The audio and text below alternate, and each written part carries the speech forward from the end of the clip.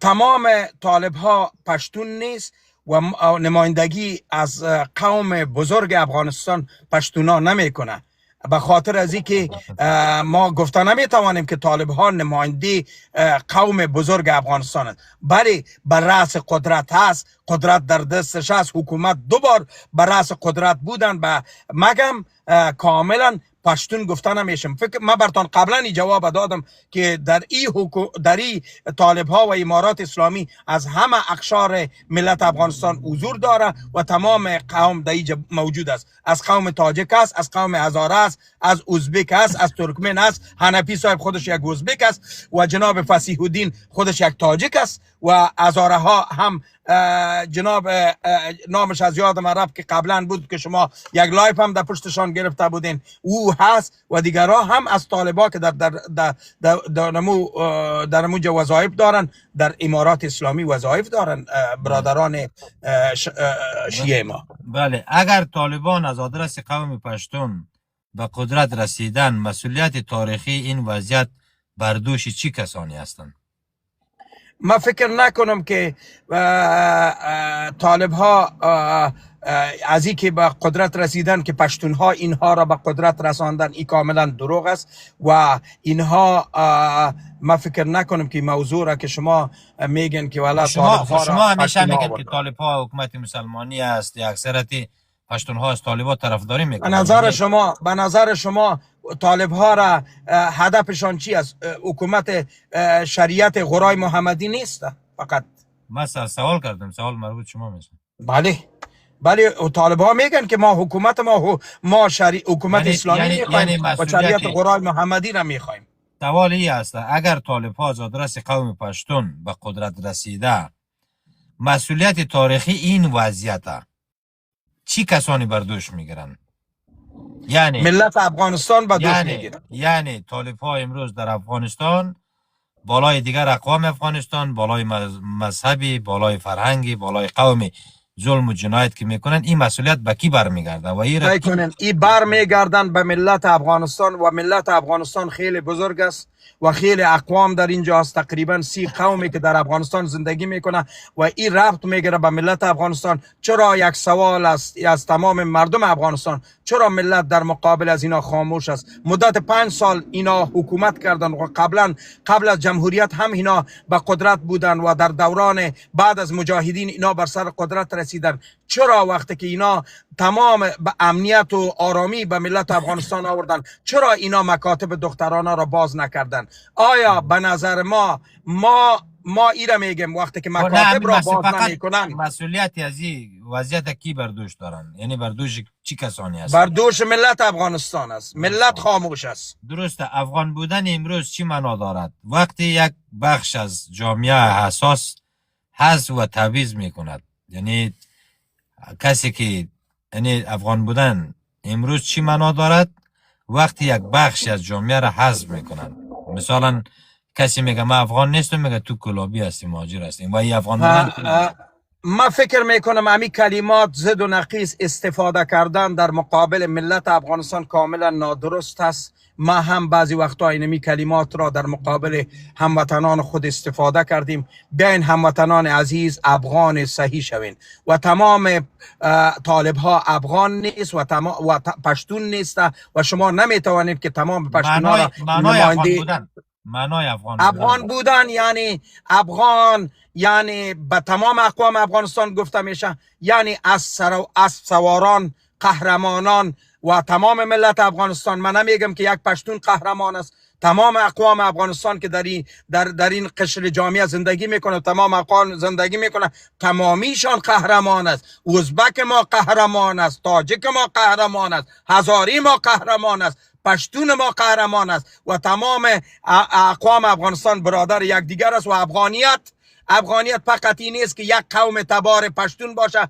این کاملا ناانصافی هست و این کسانی که ایرا ربط میته به قوم پشتون، ایرا ما نفی میکنم. این دروغ است. ملت افغانستان افغان است. تمام هویت ما، شناخت ما افغان هست. ما ملت بزرگ هستیم که تقریبا 40 میلیون است و این 40 میلیون ما افغان گفته میشیم و ما مردم تمام اقوام نامش گرفته نمیتونیم. هزاره را بگیریم، تاجیک بگیم، ازبک بکنیم. اگر ما مردم بی اتفاق میشیم، تکه تکه و پارچه پارچه میشیم، به مو اساس ما کلمه افغان را به اتحاد و اتفاق و برادری و منسجم شدن و یک مشت آهنین شدن ما استفاده میکنیم. یعنی معنای افغان همی بودن. اگر شما جای یک جوان هزاره یا تاجیک باشید که تعویض را میبینید، آیا هنوز به وحدت ملی باور دارید؟ ما در کدام جایی که حکومت فعلی افغانستان بالای خواهرای ما، بالای برادرای ما و اقوام جامعه ما را به قتل میرسانه و یا ظلم را بالای یک قوم تبار انجام میده، ما به صفت یک پشتون بر ما قابل قبول نیست و هر جنایات را که طالبان و امارات اسلامی انجام داده، از هموطنان خود ما خواهش داریم که بر ما ویدیوهای امارات اسلامی را بر ما روان بکنن که ما ببینیم به اساس و نظمو برنامه میگیریم و به ظلم ستمی که بالای قوم تبار پشتون میبخشین هزاره انجام داده یا تاجیک انجام داده یا ازبک انجام داده بر ما قابل قبول نیست. آیا وقتی آن نرسیده که نخبگان پشتون، سیاستمدارای پشتون موضوعگیری واضح و جمعی علیه گروه طالبان بکند؟ من فکر میکنم ای کاش که جلالتمآب دکتر صاحب محمد اشرف غنی، ما بعضی وقتا رئیس جمهور دلها حفظه الله میگم، خداوند در حفظ امان خود نگاه بکنه، جناب محقق صاحب میگم و دیگر بزرگان میگم، باید ای کاش که شما مردم در بین خود بی اتفاق نبی بودین. امروز اینمی وقتش است، باید شما در داخل افغانستان برین و حکومت را بسازین که قابل قبول تمام ملت افغانستان باشه و تمام اقوام افغانستان در آن حکومت خود را ببینه. من فکر میکنم در این حکومت فعلی افغانستان تمام اقوام افغانستان خود را نمیبینه. سوال فقط از نخبگان و سیاسیون قومای پشتون بود. ما از نخبگان خاموش هستند، حکومت از دستشان رفتن و از حکومت به دور انداخته شدن، از قوم پشتون هم دور انداخته شدن.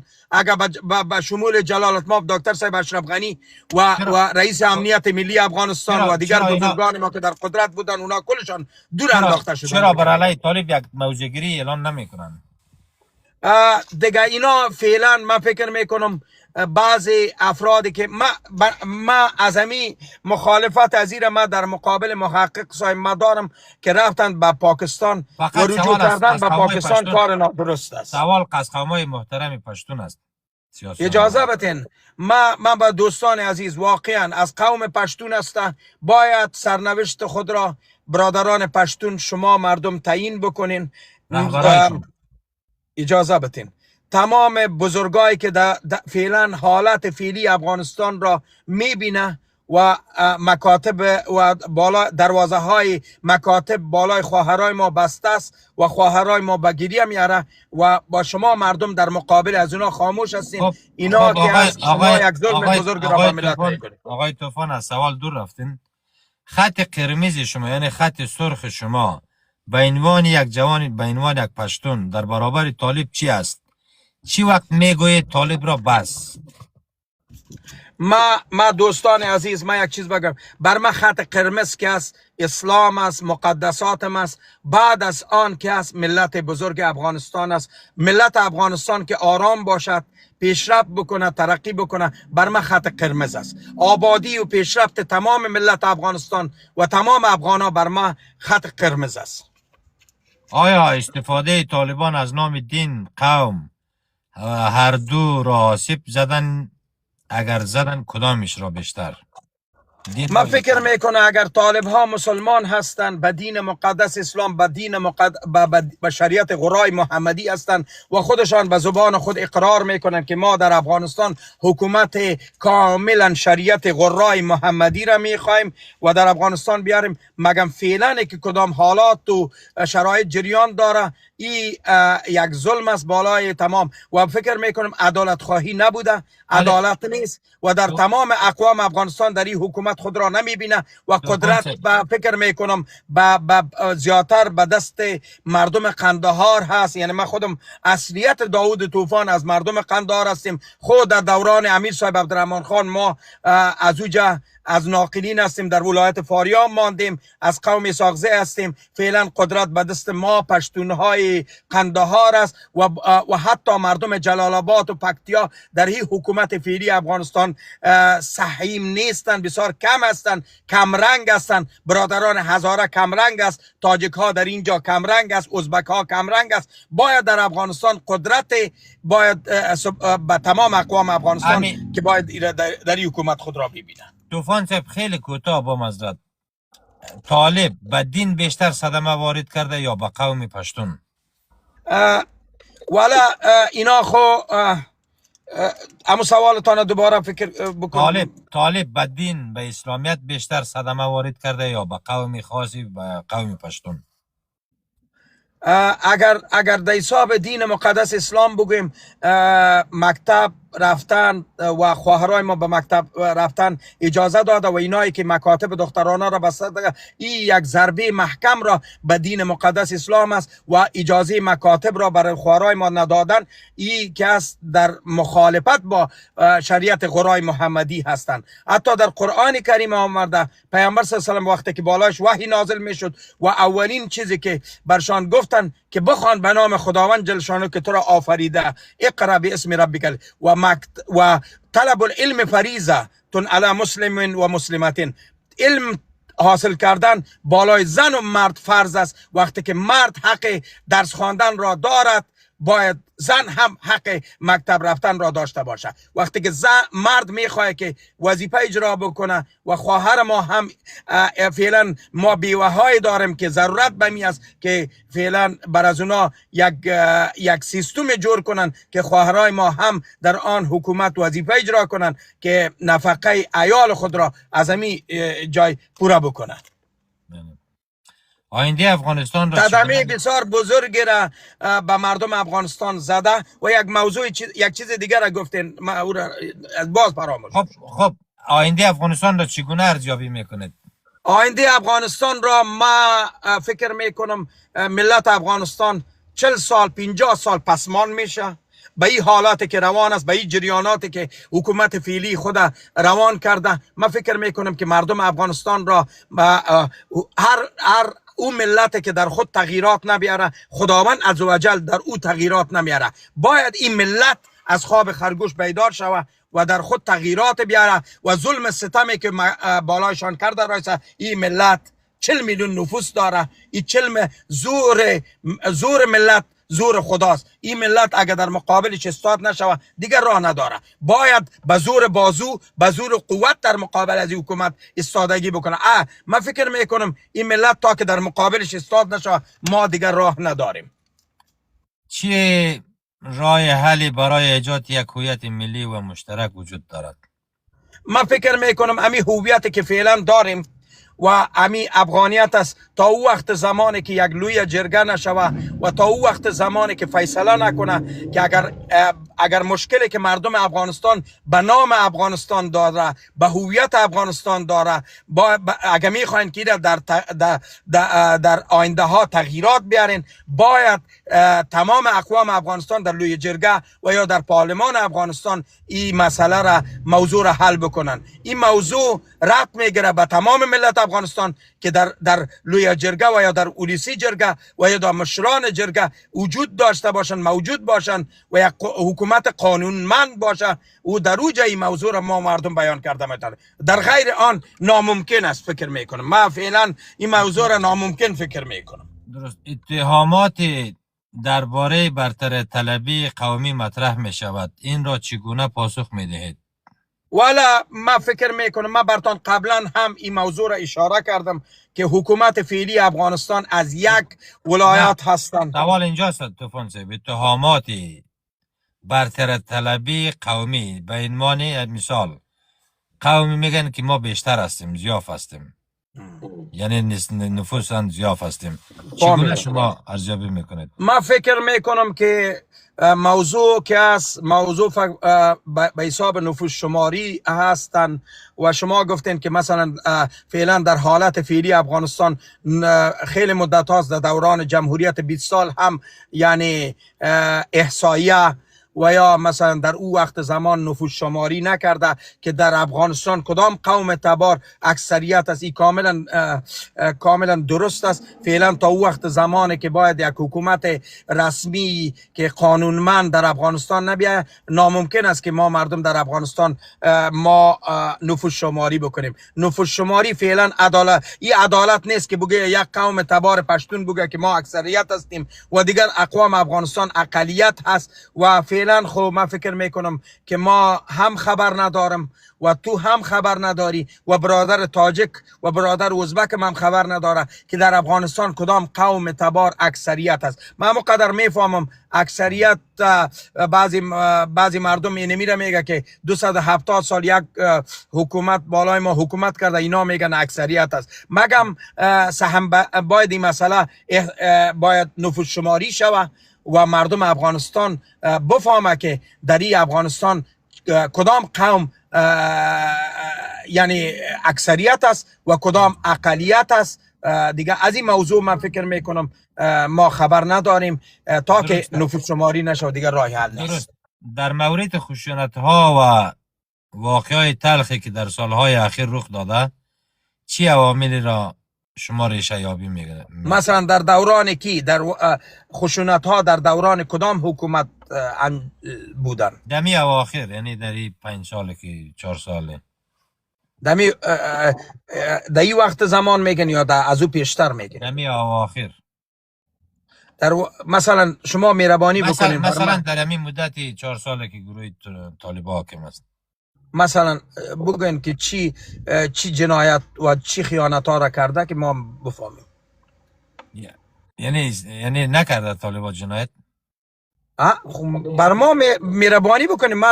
من میخوایم که یک برادر هزاری ما در همین مسئله به همراه ما شریک بکنه که ما هم ثبوت ها و اسنادها را ببینیم، به اساس اسناد صحبت بکنیم. شب و روز دختر خانما، شب و روز تمام اقوام افغانستان در میدیا میبینین داد میزنن، فغان میزنن از قتلعام های سیستماتیک، از کشهای مثلا در کجا انجام داده شده؟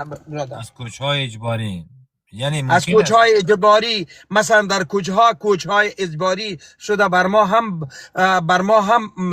ما اسناد ارائه کنین، سند به اساس سند امور بر ما ارائه بکنین که ما هم به همراه شما ایستادگی بکنیم و در مخالفت امارات اسلامی. چرا برادران عزیز یک موضوع را برتان شریک می‌سازم. یعنی طوفان صاحب ببینید، حالا سوال ختم شد، باز هر چیزی گفتیم. یعنی خودت نمیپذیری که در این آخر در این 4 سال یعنی هیچ ظلم و جنایت نشده در افغانستان؟ برادر عزیز، بر ما که تا که به اساس شما میگن کوچهای اجباری از کجا به کجا شما را اجباری که کوچ داده شده؟ غیر کوچهای اجباری قتل عام ها شدن، جوانان رو شهید ساختن، خانم‌ها را، دختر خانم‌ها را به زندان فروختن، به شهادت رساندن. 1001 رقم ظلم جنایت تو خودت ندیدی؟ نمیپذیری؟ خانه پدرتان آباد. به طور مثال بزرگوار، من یک چیز از پیشتان پرسان میکنم. یک شخصی که جرم میکنه، از سوال باید دور نروی.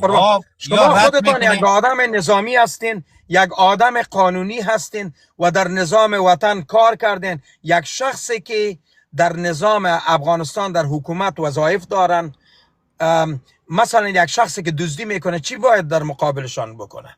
یک شخصی که اختطاف میکنه در مقابلشان جناب امان جان چی باید بکنه؟ تعداد خیلی از هموطنای ما در هرات برگبار بسته شده، یعنی اونا دزدی کرده بودن. در پنجشیر مردم در خانه خود است، اونا رو به شهادت رساندن، دزد بودن.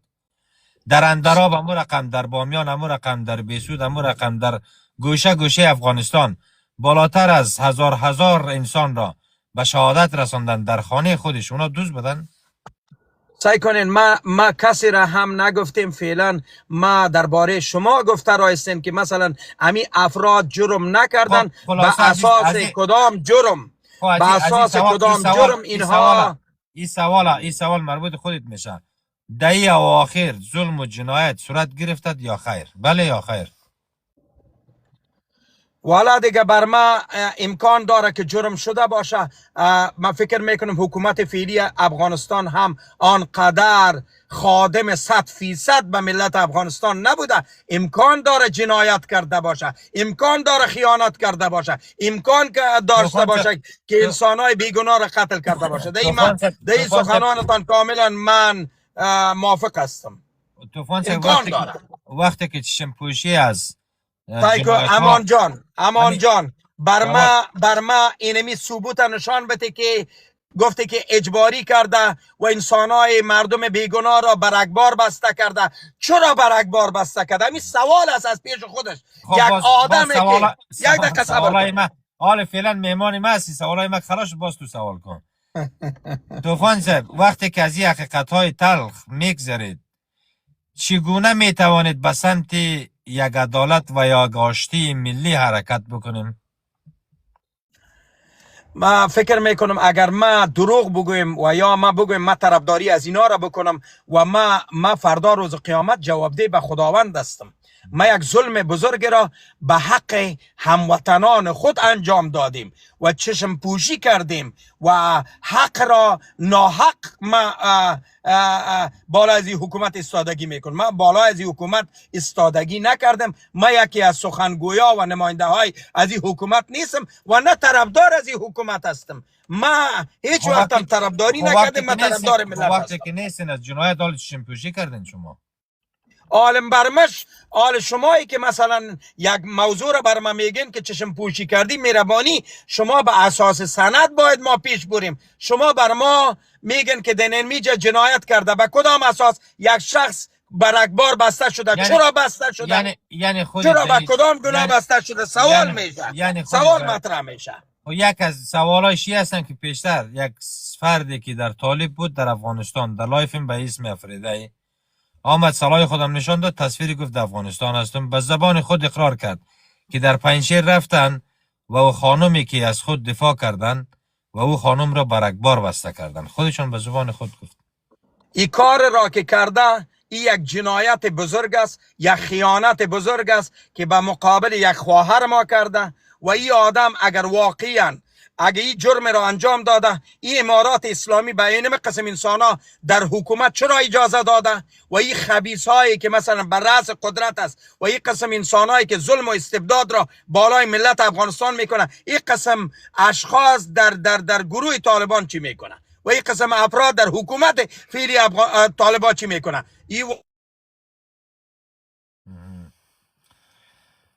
درست است. اینا انصافیت. ما هیچ وقت طرف قرار نمیگیرم. از دوران عبدالرحمن تا حالا از نسل کشی هزارها، یعنی جامعه مردم هزاره نسل کشی شدن یا خیر؟ به عنوان یک پشتون جواب بدن. والا ما درباره جناب امیر صاحب عبدالرحمن خان که در مقابل حکومت نظام وقت در مقابلش از اونا استادگی کرده، بغاوت کرده، فتنه کرده و در مقابلش استادگی کرده. وقتی که مثلا در مقابل حکومت اوامر حکومت را قبول نمیکنه و در مقابلش استادگی کرده. طبعا وقتی که تو در مقابل حکومت استادگی میکنی و این کار را که در مقابلتان کرده، ما دیگه در این مسئله دیگه ما کاملا معلومات ما ناکافی است و ما اینم قدر شنیدگی دارم. وقتی که معلومات کافی ندارن چرا قضاوت میکنین و طرف و شمایی که معلومات کافی دارین که 62% هموطنان هزاری ما قتل عام شده، شما به کدام اساس، به کدام سند شما این مسئله را بیان میکنین که امیر صاحب عبدالرحمن خان این کار کرده؟ امیر صاحب عبدالرحمن خان رعیت خود دوست داشت. امیر صاحب عبدالرحمن خان یک آدم رحمدل بود. آقای طوفان، سوال اینجا هستن. وقتی خودت میگه که من خبر نداشتم، یعنی معلومات کافی ندارم، پس یک جهت قرار میگیرین، یعنی ما ایره نشان میتن که از دوران عبدالرحمن تا حالا سیستماتیک جامعه قومی به اسم هزاره مورد هدف قرار گرفتن، شما کلن کتمان میکنین از این مسئله؟ نه سعی کنین اگر اولا اگر برادران هزاره، هموطنان هزاره، برادران شیعه به دین مقدس اسلام توهین نمی کنن، اگر دین مقدس اسلام را بالای خود قبول میکنن و خود مسلمان میدانه و خودت جناب امان جان هدف سر اسلامیت، هدف سر کشی جامعه اسلامیت. صبر کنین، شما میگن که دین مقدس اسلام ما مردم در اسلام بس نیست آقای طوفان، خواهش میکنم، فقط سر نسل کشی قوم است. نسل کشی قوم. وقتی که یک رعیت، یک حکومت که مسلمان باشه، پابند دین مقدس اسلام باشه، چرا امیر صاحب عبدالرحمن خان در مقابل از او تجاوز بکنه و اونها را به قتل برسانه؟ به قول شما عبدالرحمن مسلمان بودن؟ طبعا امیر صاحب عبدالرحمن خان در تاریخ یعنی مسلمان افغان در تاریخ لواطت باید بکند؟ اجازه بدین، من فکر میکنم امیر صاحب عبدالرحمن خان یک شخصیت امیر بودن. صاحب عبدالرحمن میگید و مسلمان هم بودن، بزرگ پشتون اجازه بودن. میدی که من سوال جواب ذکر شده که عبدالرحمن یک لواطت اجازه است من سوال کردی برادر، اجازه بدی که من سوالت جواب بدم.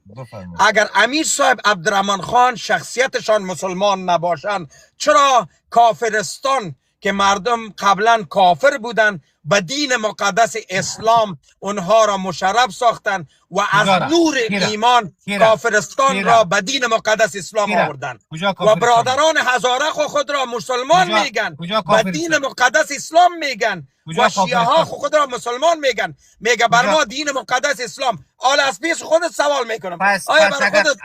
ما سایکو آقای طوفان، ما سوالم خلاص شد. پس که تو میگی کافرستان کجا بوده؟ یک دومی دیگه وقتی که میگه هزاره ها مسلمان بودن، پس هزاره ها را مسلمانی که تو میگه عبدالرحمن بودن چرا به نسل کشی کردن، یعنی به شهادت رساندن؟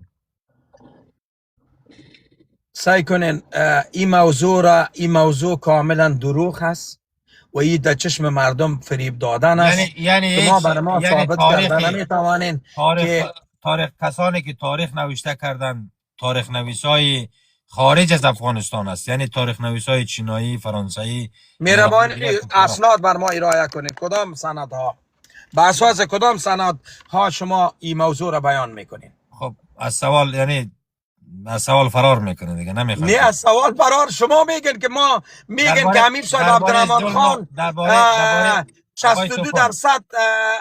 هموطنان هزاره ما را قتل عام کرده. به کدام گناه به قتل رسانده؟ چرا قتل کرده؟ 62% میفهمی؟ 62% نفوس در وقت زمان نفوستان چقدر بود؟ بالاتر از ده حساب 10 بودن دیگه. خب چون من از سوال تیب نشم، این مربوط خودت میشه. این درباره جنایت دوستان عزیز، ما خدای نه درباره جنایت طالبان گفتی که اسناد بیار، ثبوت بیار. درباره جنایت عبدالرحمن هم گفتی ثبوت بیار. خب پس باز در یک لایف دیگه حتما وعده بیتی که بیایی که باز من ثبوت برید بیارم، چون حالا ثبوت ندارم. حالا فعلا که وقتی که ثبوت نداری و سند نداری، به اساس کدام اساس کدام سند تو بالای امیر صاحب عبدالرحمن خان تهمت میکنی و خودت میگی که مثلا حکومت فعلی، یک دقیقه صبر کو، حکومت فعلی میگی که مثلا اینی مردم بر اکبار بسته کردن و کوچ اجباری میتن؟ مهربانی بکو به کدام اساس ثبوتی سخنا را میگی وقتی که سند نداری، وقتی که ثبوت نداری؟ با کدام اساس تو بر ما ایره ثابت کردن نمیتانی؟ در اینجا دیگه خودت معذرت بخوا که از ملت افغانستان که واقعا در چشم مردم شماها خاک میاندازین و به مردم افغانستان دروغ میگین. آره مایگتان بسته کنید که ما سندی که گفتی بودین مجبور کردیم. ما اگرچه ما سوال جواب میکردیم، خود تو بی سواد هستی، میگه من در تاریخ خبر ندارم. حالا ما سر تشکر از شما.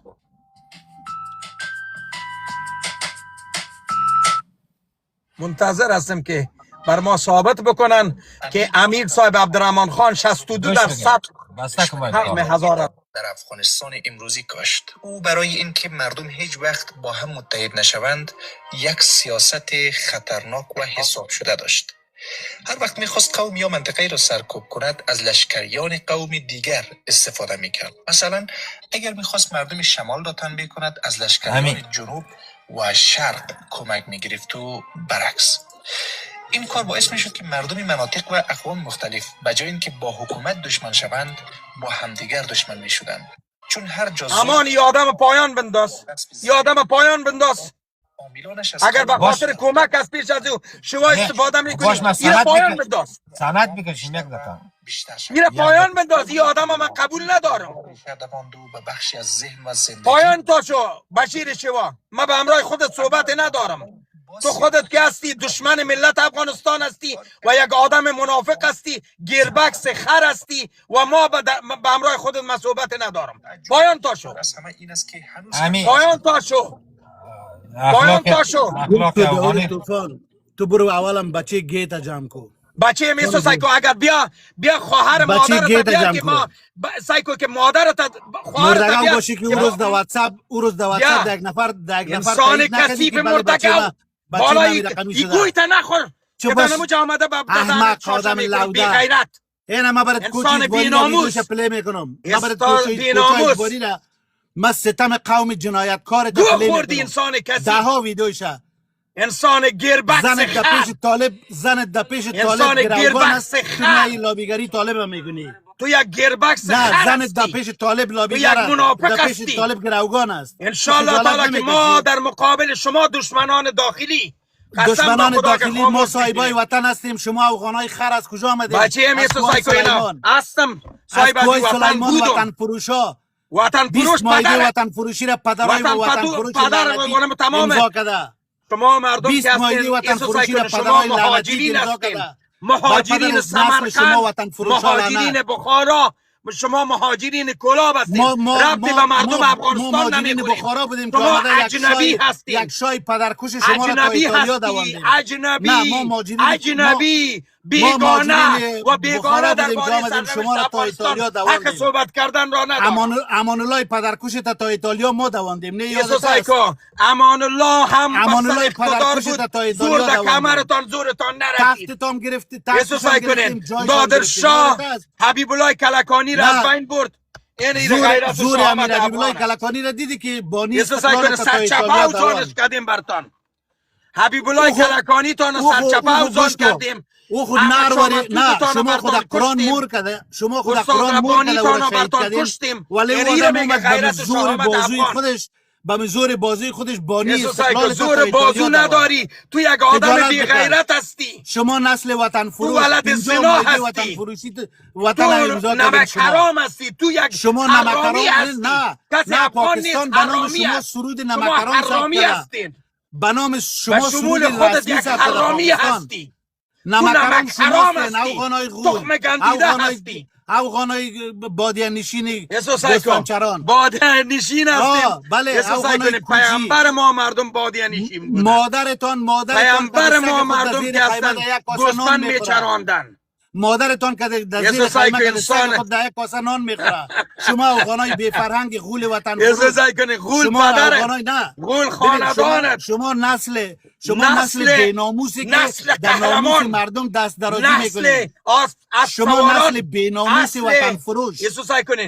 ببین افغان چی صفت داره؟ قوم با شهامت، قوم تو را در سر بچه گیت قسم افغان چی صفت داره؟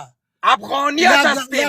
یک گپ داود طوفان، همین زنت سر طلاق اگر دروغ بگویی بچه لطت نکرده. بچه گیت ما فکر نمیکنیم در چاقی ده اما زنت هم کده بتانی بی غیرت انسان.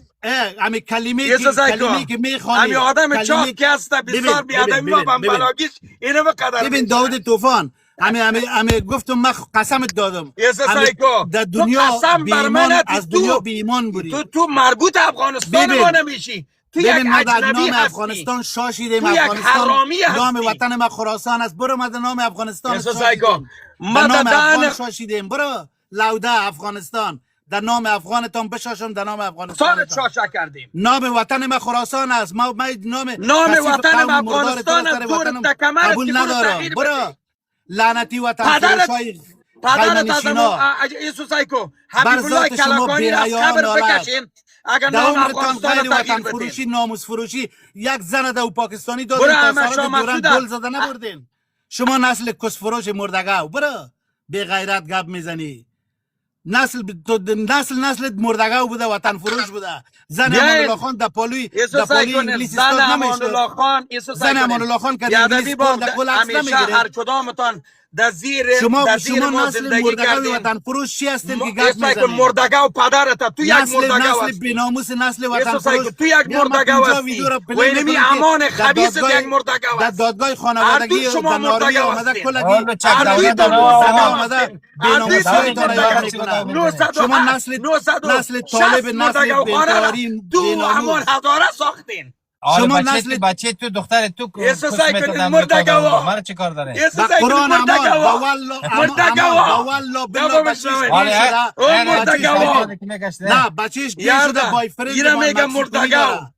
بچیش بچیم بایفرند تو مکسیکویی مردگاو داره. بودی تو بچه- مردگاو بچه اما کون منور میته بودی رسما بچه بچیم کون میته برای چرا تو خجالت ایسو خجالت سایکو نمی‌کشی. تو تو زن بیناموس کس میته بیادبی تو ما. بیناموس دخترت کس بچه میته در مکسیکویی بچیم. کون میته تو بچه زنت کس میته بایفرند مکسیکویی دخترت داره. کس میته خجالت بچیم. بکش پدر بچه لعنت کونی مردگاو. است. آله خجالت بکش او در دهان دهن زنت تو سخت باز. کسی بشش است. تو مردگاوی تو فضل گروپه در فضل گروپ دختر نمی بردی که باز آمد. در بچه‌ش. آله عربستان میبره. کنسول چی توفان تعیین کرد میبره. دیپلمات تعیین کرد اشرف غنی از طریق آره. فضل گروپ آره مردگاو بی غیرت آن بچه لیواتتکارش آمده بود برد دوره با بچهش قرآن بچهشه با امان کسی که دروغ میگه زنش سرش طلاق باشه که بچه از این رسما گی شده یک بایفرند مکسیکویی داره. اینمی آدم سر قرآن بگو دست دبان تو بگو مانی همی گپ شدی تو را همی بچه چی رقم زدن کرده در این خانه. داود طوفان تو زدن همسایه در به دیوالش رفیقم است. همسایه در به دیوال داود طوفان تمام قصه از را داود طوفان دم بین چاتش میدرایه از می قد خود بالا کرده در فرق در زمین میزنه. امیال من بچهش گفت پایینش گفت از لایف بله بچه از این رسما گیست در لنگ یک مکسیکویی است. این بی غیرت آمده در اینجا گپ از افغان میزنه افغان چی صفت داره؟ یک نسل وطن فروش خاک فروش ناموس فروش یک نسلی که سالها زن برای سفارت ها و قنصلا پیش کرده. افغان دانتان او میزنه افغان در نام افغان سگ بشاشه نسل بیناموس مردگاو. شما خاک فروش ها چی هستین که گپ میزنین؟ چند دانه سوال خدا نگهدارت بخیر باشید با قرآن امان میگه من دعوی دور اینم یال از تمام گواهی تاریخی از اینا پلی میکنم. اما یک دانه سوالی که چی یک دانه ویدیو من زیاد گشتم نسل بیزد درباره عبدالرحمن غدار که از لیواتتش گفته بودم اون ویدیو هست استاد پیشید؟ نه ویدیوش پیش من نیست اتفاقا ولی ما باری را خواندیم در برگه های تاریخ خواندیم که عبدالرحمن خان بچه باز بود بچه بیریش داشت. اون نوشتنش ما آوردم یک دانه ویدیوی زنده است که یک تاریخ نویسا همونجا میگن یعنی صحبت میکنن دربارش که عبدالرحمن به خاطر ازی با لیواتت نه امی یک آدم امان یک آدمی که سایکو امی یک آدمی که خانواده خود کنترل کرده نتونه بچهش بره در لنگ یک مکسیکویی شوه. این آدم میاد در اینجا باز گپ میزنه این بی غیرت. اگر بچه همی آدم در لنگ یک مکسیکویی نبود با والله بالله ثم تلا قسم که از همین تیک تاک خداحافظی میکنم. رسما بچهش گسته. بچه از این آدم بچه یک افغان که نداد و افغان نیست. این رسما بچهش میره در مکسیکویی کون میته بازی آمده در تیک تاک گپ میزنه در لایف میگیره. همین زیر لایف بودی از خنده چند دفعه مخصوصا سوال میکردم مرا خندم گرفته بود. خب یکی که اصلا گفته ایرانیا در فاز نیستن از فاز به خارج هستن